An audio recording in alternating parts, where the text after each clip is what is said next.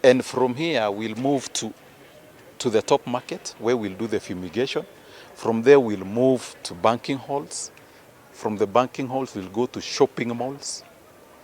And we are also continuing to sensitize wananchi about the dangers of contracting the COVID-19. Of course, our healthcare workers, we've trained more than 500. Who, in case there is a case, they'll be able to handle it. Fumigation, especially where there are busy populations, it's supposed to be fumigated on a daily basis. Where, like especially like banking halls, we'll also teach them how to do the fumigation. Disinfection is the key. That should, so long as there's a crowd there, we need to disinfect on a daily basis.